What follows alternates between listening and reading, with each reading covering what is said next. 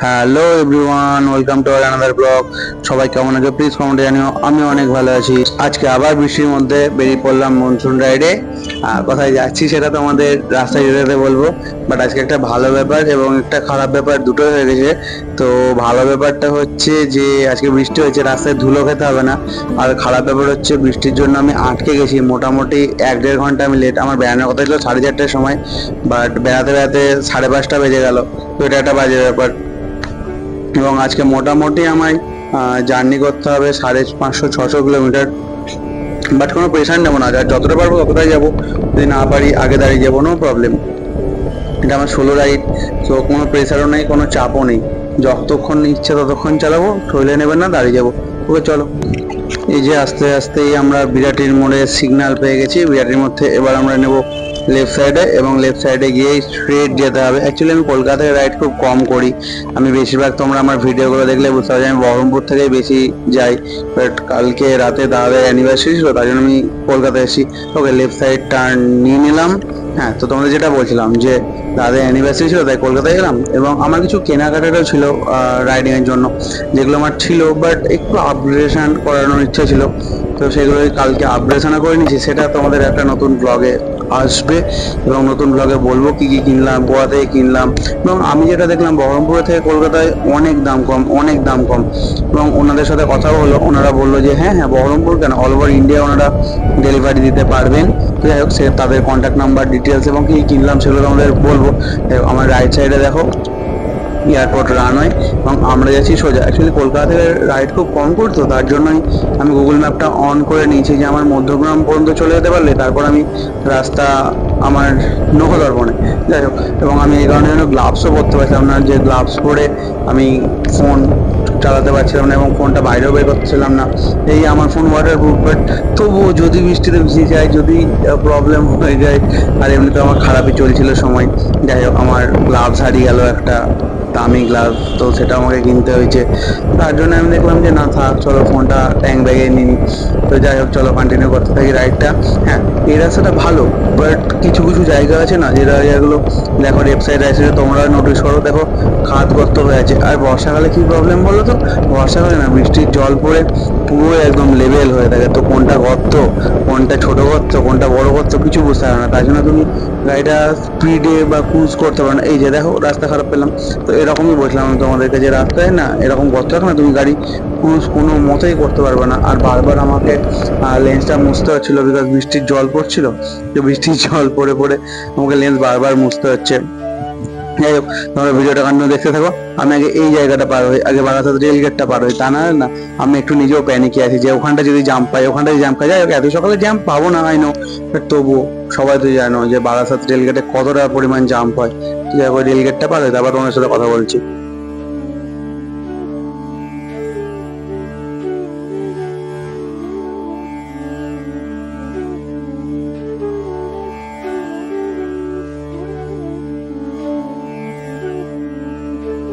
আমি আবার ক্যামেরাটা অন করলাম, এবং এটা ভাবছিলাম আমি, তো তোমার সাথেও শেয়ার করবো বলে আমি ক্যামেরাটা অন করলাম।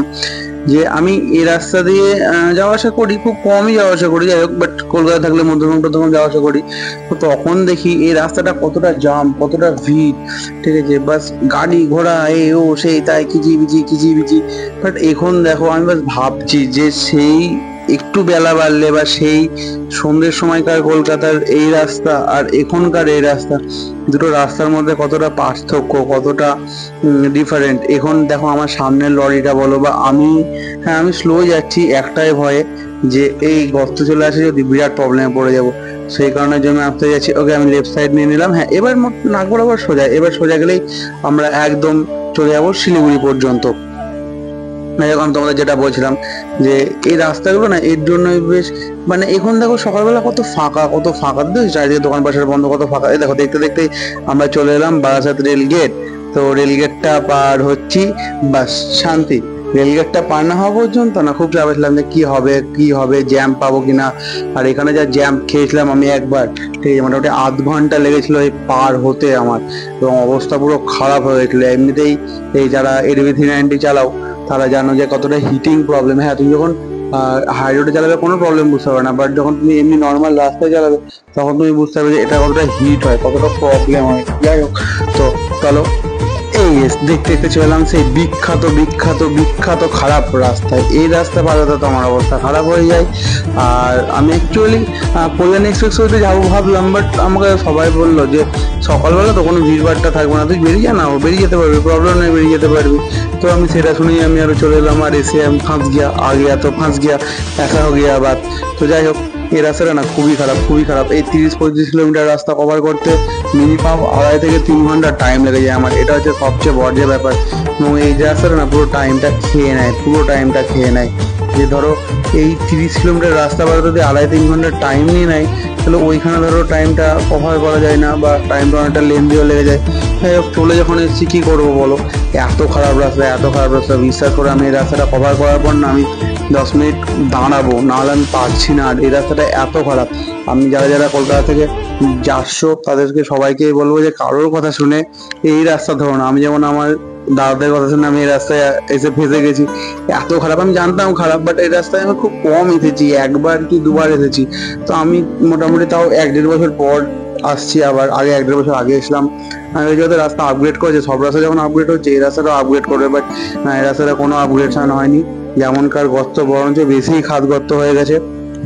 আর সবচেয়ে যে ব্যাপার, সিঙ্গেল লেন রাস্তা, তুমি ওভারটেক করতেও পারবে না। তুমি যদি ওভারটেক করতে ভাবো, এত গর্ত ফার্স্ট তুমি পারবে না। আর সেকেন্ড হচ্ছে ওভারটেক করতে গেলে তোমাকে সামনে থেকে গাড়ি এলে তোমার অবস্থা খারাপ হয়ে যাবে। দেখো আমি ওভারটেক করবো ভাবছি, কিন্তু ওভারটেক করতে পারছি না। যাই হোক, আর এত খারাপ রাস্তা কি বলবো কি বলবো, আর এত গর্ত, আর তার মধ্যে বৃষ্টি হয়েছে, বৃষ্টি হওয়াতে আরো প্রবলেম হয়ে গেছিলো। যাই হোক, এবার ভালো রাস্তা পেয়ে গেছি, এবার গাড়ি ক্রুজ করছি। এই দেখো আমরা আস্তে আস্তে ঢুকে যাচ্ছি কৃষ্ণনগরের দিকে। তো কৃষ্ণনগর থেকে যারা যারা ভিডিওটা দেখছো তারা কমেন্টে জানাও যে তোমরা কৃষ্ণনগর থেকে দেখছো, এবং ভিডিওটা ভালো লাগলে সবাই লাইক কমেন্ট শেয়ার করে দাও। ওই যে আমরা কৃষ্ণনগর পাড়ে গেলাম, এবার পাড়াবো কি বলতো, এবার পাড়াবো হচ্ছে নদী, বড় নদী পাড়াবো, এবং গাড়ি চালিয়ে নদী পাড়াবো। তোমার সাথে মজা করছিলাম। যারা কৃষ্ণনগরে থাকো তারা জানো যে রেল লাইনের নিচ দিয়ে যে জায়গাটা, ওইখানটা একটু বৃষ্টি হলেই জল জমে যায়। সো এই যে আমি ক্যামেরাটা মুছলাম তোমাদের ভালো করে দেখাবো বলে, এই যে আমি আসতে চললাম নদী। প্লিজ লরির পিছনে পড়ি না, লরি আছে, লরির পিছনে পড়তে হবে আমাকে গো। ছি ছি ছি। আর লরিতে ব্যাজের ব্যাপার কি আছে বলতো, লরিটা তুমি যখন লরির পাশ দিয়ে যাবে না বর্ষার সময় এবং বৃষ্টির সময়, দেখবে লরির চাকাতে একটা জল আছে, এবং জলটা তোমার কাঁচে লাগবে, কাঁচ পুরো একদম কাদা করে দেবে। তুমি যদি হাত দিয়ে একবার মুছে দাও ভাইজারটা, বাস ভাইজারের পুরো 12টা বেজে যাবে। যাই হোক, ওকে, তোমরা ভিডিওটা কন্টিনিউ দেখতে থাকো। যদি ভালো লাগে লাইক কমেন্ট শেয়ার সাবস্ক্রাইব করো। এবং যদি আরো ভালো লাগে, এবং তোমার জন্য প্রচুর নতুন নতুন ভিডিও আসছে, প্রচুর নতুন নতুন ভিডিও আসছে। আমি দার্জিলিং, কালিম্পং, কার্শিয়াং, সিকিমের গ্যাংটক তো যাবো। তো সেই ভিডিওগুলো তোমাদের জন্য প্রচুর ভিডিও আছে। যদি ভিডিও দেখতে ইচ্ছা হয় তো প্লিজ লাইক কমেন্ট শেয়ার এবং সাবস্ক্রাইব করো। এবং আশা করি তোমাদের ভিডিও সবার ভালোই লাগে। হ্যাঁ, বাট আমার কাছে কি বলতো, ডেস্টিনেশনে পৌঁছানোর থেকে না রাস্তার জার্নিটাই বেশ ভালো লাগে। অনেকে বলে যে দাদা কি ভিডিও ছাড়ছো, এত লেন্দি রাস্তায় যাচ্ছো, রাস্তায় তুমি যেখানে থাকো সেখানে তুমি 2-3 মিনিট দাও, বাকি তুমি রাস্তায় যাওয়ারই ভিডিও দাও। কিন্তু ডেস্টিনেশনে পৌঁছানোর থেকে না রাস্তায় যে যাচ্ছি, দেখো কত রকম প্রাকৃতিক শোভা। এই যে একটু আগে যে তোমার ব্রিজটা পার হলাম, সেটা কত সুন্দর লাগছিল। নদী পাড়ালাম, এই যে আবার দেখো এলাম, পুরো সবুজে সবুজ। এই যে এই জিনিসগুলো তো বেশ ভালো লাগে, এই জিনিসগুলোর জন্যই তো মনসুন রাইডটা আরো ভালো লাগে। বাট হ্যাঁ, এই যে লরির যে ব্যাপারগুলো, এই জিনিসগুলোর জন্য আমার মনসুন খুব রাগ লাগে। মনসুন রাইডে এই ভাইজারের 12টা বেজে, তুমি ভাইজার মুছলেই বাস তোমার ভাইজার 12টা বেজে যাবে। তোমাকে অল টাইম ওই জল দিয়ে তারপরে তোমাকে মুছতে হবে। তুমি হাত দিয়ে মুছে নাও একবার, বাস তোমার ভাইজার 12টা বেজে যাবে। যাই হোক, তোমরা ভিডিওটা কন্টিনিউ দেখতে থাকো। যদি ভালো লাগে লাইক কমেন্ট শেয়ার এবং সাবস্ক্রাইব করো। রাস্তা যেতে যেতে অনেক কথা হচ্ছে এবং অনেক আড্ডা হচ্ছে।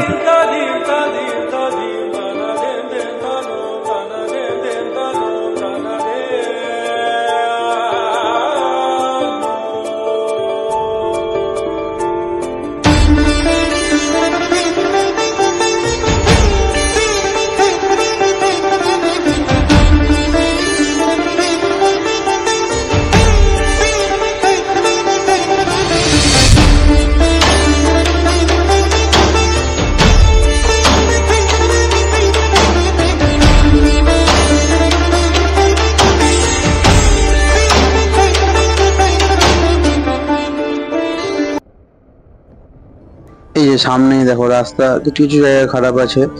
খারাপ বলতে কি এই জায়গাগুলো অ্যাকচুয়ালি কাজ হচ্ছে এবং বর্ষার জন্য রাস্তায় গর্তগুলো হয়ে যাচ্ছে, এই জায়গাগুলোই খুব বাজে, এই যে এই রাস্তাগুলোই খুব বাজে। বিকজ ভালো রাস্তার মাঝখানে না এরকম খারাপ রাস্তা পড়লেই খুব প্রবলেম হয়ে যায়। তোমার তো গাড়ির একটা স্পিড থাকবে, তো সেই স্পিড থেকে গাড়ির স্পিড নামিয়ে আনা এটা খুব ডিফিকাল্ট হয়ে যায়।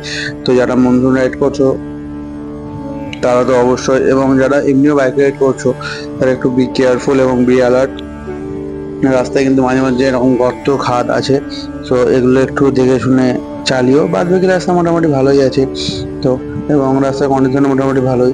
ওকে, তোমাদের সাথে আর বেশি বকবক করছি না, তোমরা ভিডিওটা এনজয় করতে থাকো এবং ভিডিওটা ভালো করে লাইক কমেন্ট সাবস্ক্রাইব করো। আচ্ছা যাই হোক, তোমাদের যেটা বলা জানি আমি কোথায় যাচ্ছি, আমি যাচ্ছি আজকে দার্জিলিং, বাঙালির প্রিয় দীপুদা।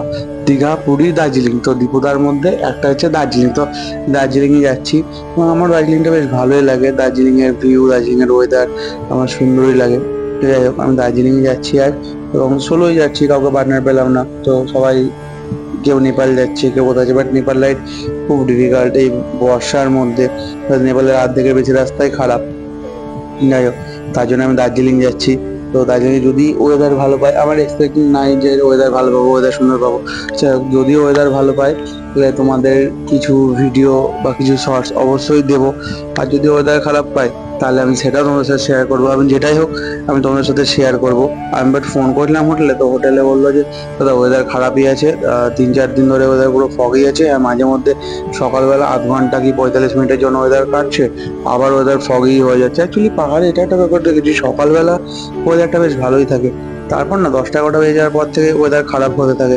তুমি মনসুনের টাইমে গেলেও বেশিরভাগ টাইম তুমি সকালবেলা থেকে ওয়েদার মোটামুটি ভালোই, ঠিক আছে, বাট তারপর থেকে 10টা-11টা বেজে গেলে না তারপর ওয়েদার খুব খারাপ হতে লাগে। তো এটা একটা পাহাড়ের ব্যাপার। ওকে, আর বেশি বকবক করছি না, আমরা মোটামুটি বহরমপুরের কাছাকাছি চলে এসেছি। এখনো প্রচুরটা রাস্তা যেতে হবে, তো যে রাস্তা যেতে তোমাদের সাথে বকবক হচ্ছে, গল্প হচ্ছে, আড্ডা হচ্ছে। ভিডিওটা কন্টিনিউ দেখতে থাকো।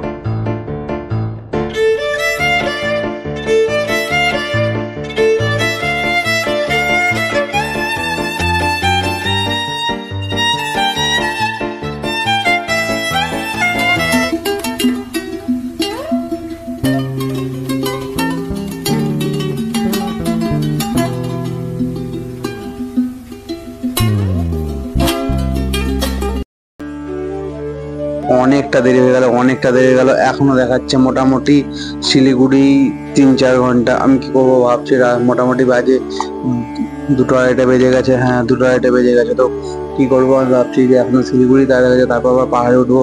এবং রাত্রিবেলা পাহাড়ে বাইক চালানো একটু ডিফিকাল্ট। যারা বাইক রাইড করো বা যারা পাহাড়ে বাইক রাইড করেছো সবাই জানো যে বাইক চালানো একটু ডিফিকাল্ট। ওই কারণের জন্যই আমি একটু তাড়াহুড়া করছি, একটু না অনেকটা তাড়াহুড়া করছি, বাট বেশি তাড়াহুড়া করবো না।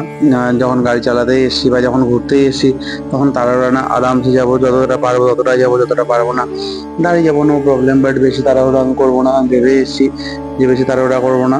তো এটাই ব্যাপার। হ্যাঁ, চলে আছে বৃষ্টির জন্য আমার অনেক কিছু লেট করলো, রাস্তাতেও স্পিডে বাইক চালাতে পারলাম না, খুব একটা স্পিড ক্যারি করতে পারিনি। যাই হোক, মোটামুটি ওই 70-80 এরকমই গাড়ি চালাতে হয়েছে আমাকে। বৃষ্টি হয়েছে, রাস্তা ভেজা, চাকা স্কিড করছে, চাকা স্কিড করার থেকেও মেন হচ্ছে রাস্তার মাঝে মাঝে কিছু গর্ত আছে, গর্তর জন্য অনেক প্রবলেম হচ্ছে আমার গাড়ি চালাতে। এবং মেনলি বৃষ্টির ঝড় যখন চোখে মানে ভাইজারে বসে না, ভাইজার পুরো ঢেকে দিচ্ছে, তো এটা একটা ব্যাপার। তবু মোটামুটি চালাচ্ছি, তোমরা দেখতেই পাচ্ছ যে 70-80 এরকমই চালাচ্ছি। যাই হোক, দেখা যাক কতক্ষণে পৌঁছই। আজকে আর সেরকম বেশি ভিডিও দেবো না। দার্জিলিংয়ে কোথায় থাকলাম, কি খেলাম, কত কি খরচা পড়লো, মেয়াল থেকে আমাদের হোটেলটা কাছেই, একদম মেয়াল থেকে 1 মিনিটের রাস্তা। তো অল ডিটেলস আমি তোমাদের কালকের ভিডিওতে আমি তোমাদের জানাবো। হ্যাঁ, বাট এখনো দেখা যাক, রায়গঞ্জ পার করে গেছি আমরা, এখনো 3 ঘন্টা দেখাচ্ছে শিলিগুড়ি, দেখা যাক কতক্ষণে পৌঁছাতে পারি। ওকে, তোমরা ভিডিওটা কন্টিনিউ দেখতে থাকো।